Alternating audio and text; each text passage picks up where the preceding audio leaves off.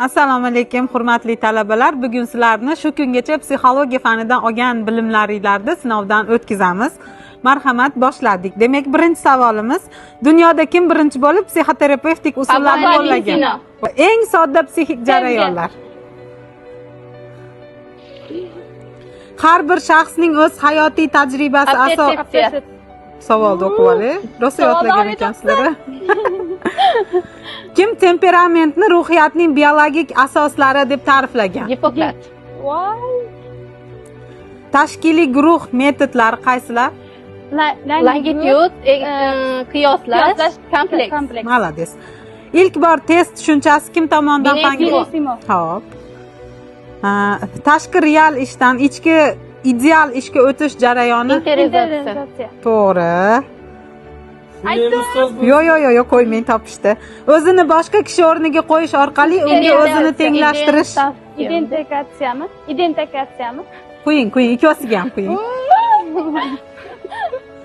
Temperament so'zining lug'aviy ma'nosi. Lotincha aralashma. Xo'p. Kishilik tafakkuri tarixida kim birinchi bo'lib ruh va jonli tananing ajralmasligini isbotlagan? To'g'ri. Jami psixologik himoya mexanizmlarining nechta turi mavjud? To'g'ri. Qo'limda olib ketyapti. Shaxsdagi oral bosqich qaysi davrlarni qamrab oladi? 18 oygacha, tug'ilgandan 18 oygacha. Tug'ilgandan 18 oygacha, to'g'ri. Undan keyingisi oliy men, super ego shaxsning tuzilmaviy tarkibi sifatida qaysi davrlarda shakllandi? 6 yoshgacha. Xo'p, undan keyin jon o'z mohiyatiga ko'ra olovsimon uchqundan iboratligini ilgari surgan olim 1894-yil Freydmidi? Zigmund Freyd. noto'g'ri, ikkosiga ham qo'ying.